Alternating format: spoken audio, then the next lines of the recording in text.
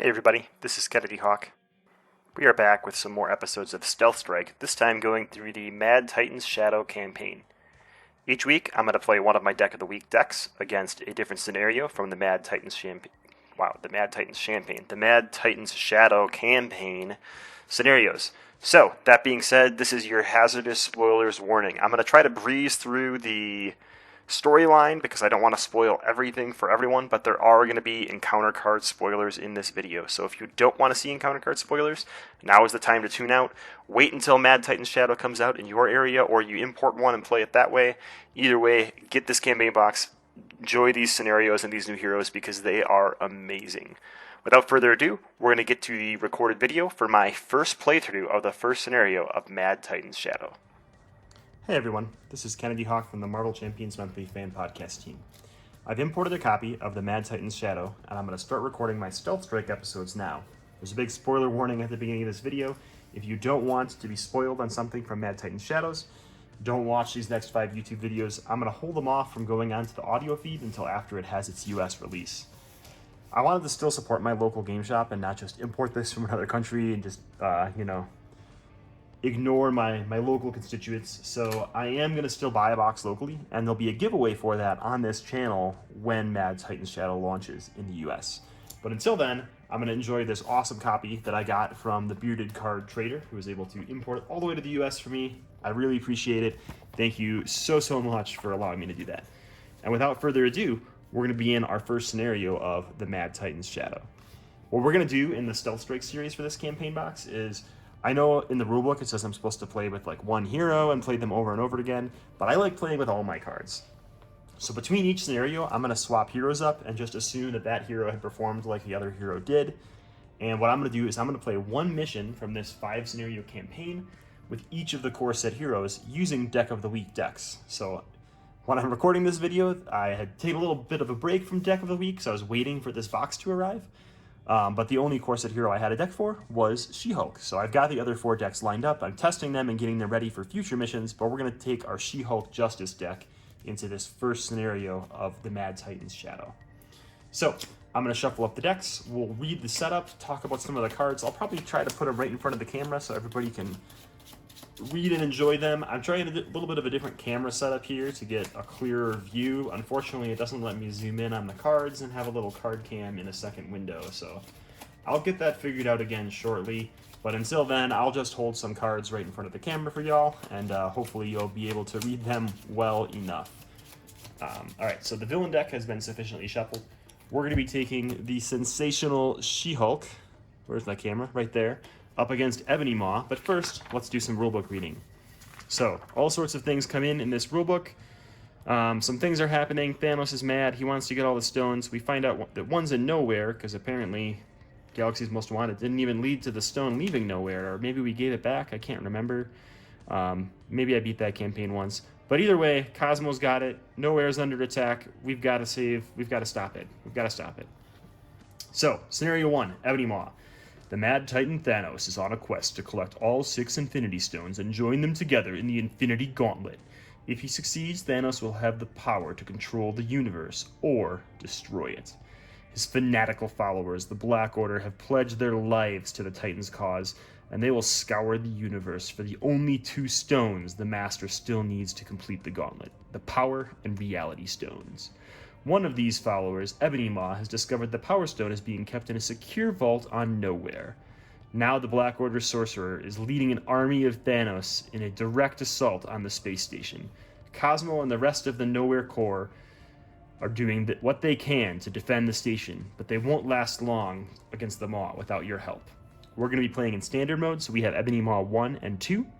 The main scheme is attack on Nowhere and the Power Stone, and the encounter deck includes Ebony Maw, Black Order, and Armies of Titan modular sets, along with the standard set. There's a new sort of card type. It's an environment card that Ebony Maw can keep bringing out, and that environment card is a spell or an invocation. So when we get one of those, we'll talk about how they work, but basically they're delayed effects.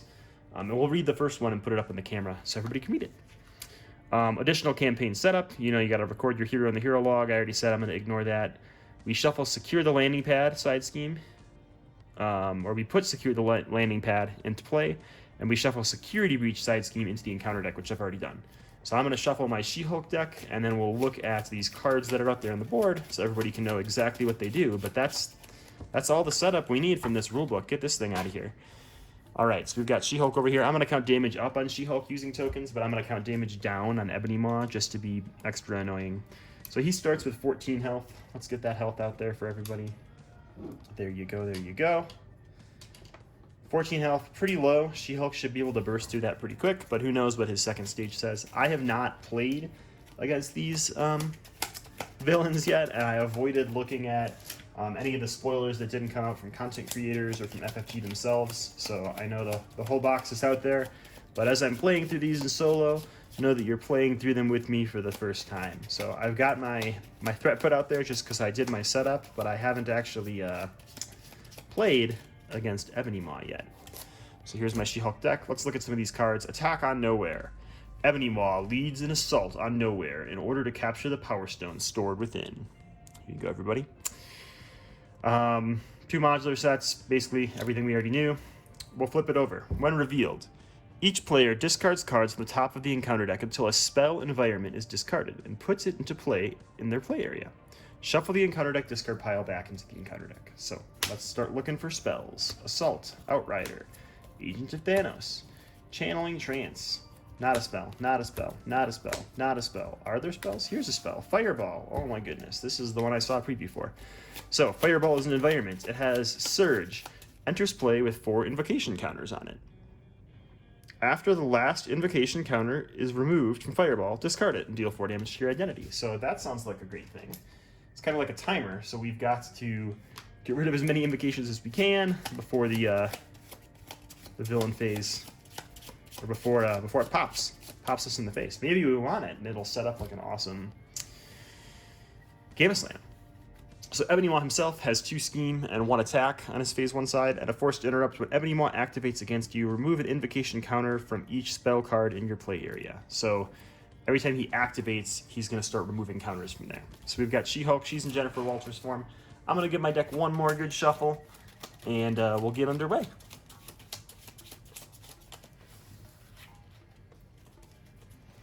All right, so we get 6 lovely cards as She-Hulk. We have Power in All of Us, War Machine, Energy, Ground Stomp, Earth's Mightiest Heroes, and Wiccan. So we got a pretty wicked setup, if we're being honest.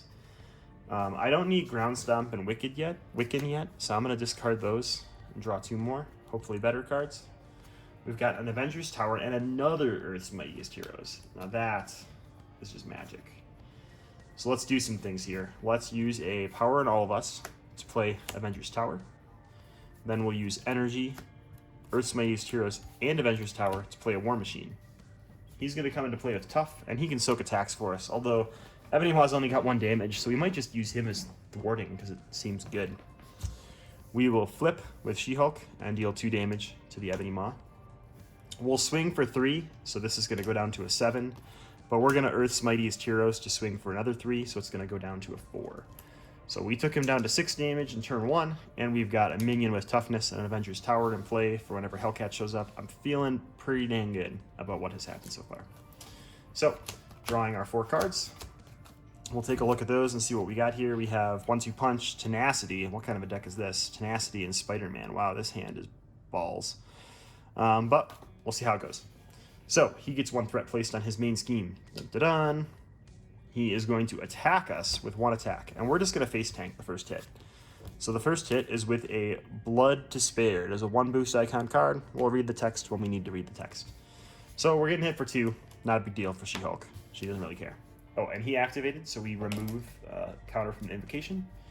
And we get Restrained. Attached to the friendly character with the highest attack and exhausted. Attached character cannot ready. Spend energy fist resources to discard this card in hero form. Well, that is a thing we need to get rid of. In fact, our 1-2 Punch is useless to us until we do so. So that's kind of a bummer. Wowzers, that sucks. I guess we'll do that.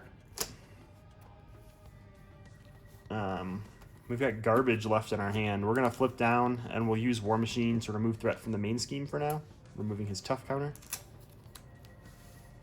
And we're going to draw 6 cards and ready up. That card is a pain in the butt. At least it needs a fist, so She-Hulk and Hulk don't hate it too much.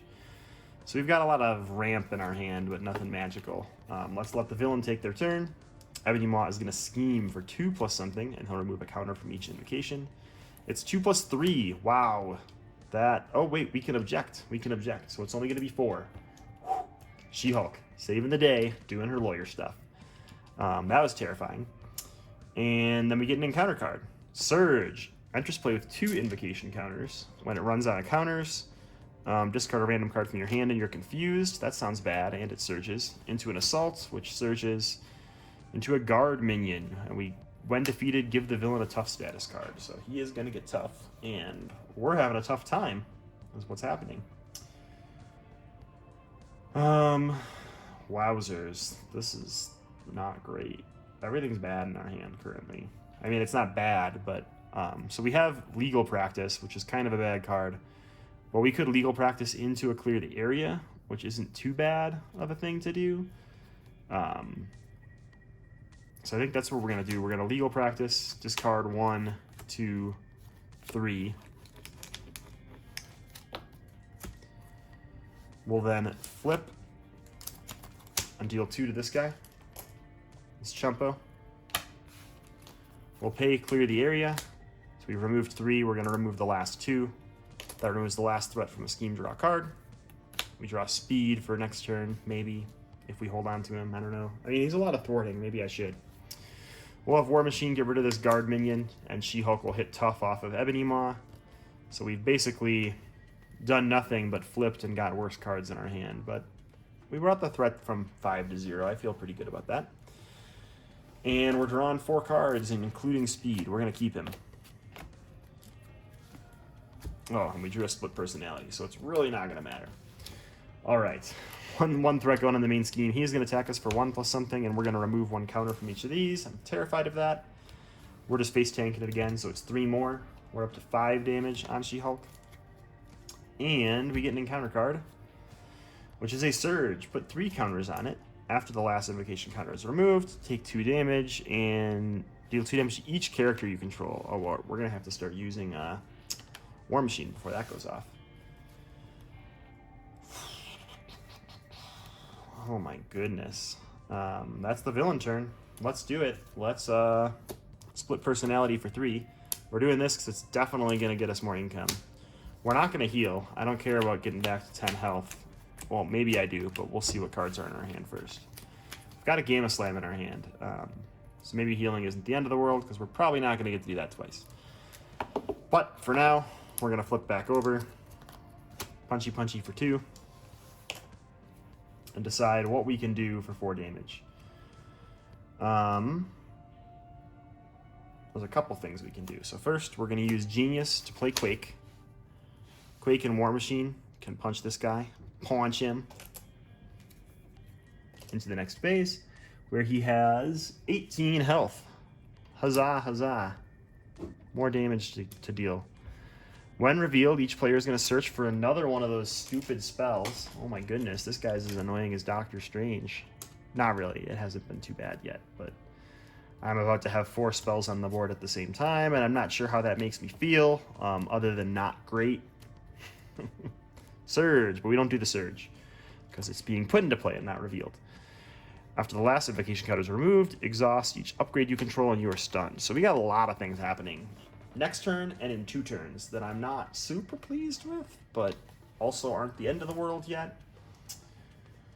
I'm gonna rewind time because I'm a bad player, and I had this, so that reduces Quake to a cost of 1. Nobody saw that, I swear. And then we're gonna play a Superhuman Strength. So we've got 5 attack to the face of this dude. It's also gonna put out a Stunned, which is like a huge deal right now because he only removes invocation counters after he activates. So if we stun him, that skips the activation. We've also got a 1-2 punch. Throw Gamma Slam away for that. That lets us hit for another 3. So we've only got to do 10 more damage to him. We've got 7 damage on the board. So got to draw into 3 damage. I'd like to get rid of this thing that does nothing currently. I'd like to know what's behind it, so we'll see. Drawing our 4 cards. We've got a 4 Justice, a Hellcat, and an Under Surveillance. We're probably not going to get to play them all. So, let's go on to the villain phase. He is going to get 1 threat on attack on nowhere. He is stunned like a stunned dude. And we get 1 card, which is deal 1 damage to your hero for each spell environment in your play area. If you take no damage, that is not a problem. We're going to take the 4. Coolio. What can we do? We could do a 3 thwart on secure the landing pad and see what pops out. We also have a 4 Justice, which we could use to clear the landing pad. So I think we'll do that. So here we go. 1, 2, for 4 Justice. It's only got 3 threat on it, so we have secured the landing pad. Flip this card over. Bammo! It's a good boy. Cosmo. The first player gains control of Cosmo. Cosmo does not count against the ally limit. When Cosmo leaves play, remove him from the game. So bingo bango, we are now up to 9 damage, which is 1 short of 10, but we've got Earth's Mightiest Heroes as our last card. So we can attack for 2, 3, 4, 5, 6, 7. It's going to put him down to 3. And we're going to do like She-Hulk does. We're going to Earth's Mightiest Heroes with Quake to ready She-Hulk, swing for 3 more. The Ebony Maw is defeated. Good job, team. So, let's see what happens next. Who's excited? I'm excited. It's a new campaign box. It's super exciting. Victory rules. If secure the landing pad was defeated, add Cosmo to the campaign pool. Bam, we did that. If attack on nowhere 1B was completed, add security breach to the campaign pool. Was defeated? Was completed. It was not completed because we objected as She-Hulk. So, awesome news, team. I guess technically War Machine bit a bullet there at the end and Cosmo took 1 damage, but we have defeated the Ebony Maw in standard campaign mode. We will move on to the next scenario, swapping to a new core set hero. So what did I think of Ebony Maw? This is my hottest of hot takes. It's the first time I have played him. He seems really interesting. We were playing in standard, so he's got a little bit lower health. None of his invocations actually went off. This is the one that came off with the first scheme. This is the one that came out with Ebony Maw Stage 2. Let's just take a peek at his Stage 3. So he's got 23 health in Stage 3. So in multiplayer and in expert mode, he's probably going to pop a lot of those things that would have set me back quite a bit. I mean, I was already at 9 damage. If I took 4 more, I'd be sitting at a real low number that would make me uncomfortable. If I was confused, I couldn't have brought Cosmo out, who kind of saved the day, if we're being honest. Because we couldn't have gotten there without Cosmo, so that's pretty cool. Manipulation, you are confused. This one, exhaust all your characters. This one's you're stunned. Yeah, so there's like, these cards are really good, and I really like that they let you plan as the player. It's not just like a card comes out and your entire day is ruined. A card comes out and you have 4 activations to get your S together and figure it out, which we did as She-Hulk. So I really like him. I think his standard 1 health is a little bit low, but for standard players, that seems like super appropriate and super cool. He's not a low threat threshold, like have to like constantly worry about threat villain like Crossbones was. But he also has a way different mechanic than Drang, so he's a really good first scenario for this new campaign box. So, with that, we'll wrap up this episode. We'll get set up for the next one, because I've got my next Deck of the Week video or audio cast recorded already, and it is Black Panther Protection. So we'll see how he does in Scenario 2 in the next video. Thanks for tuning in. Have a great day.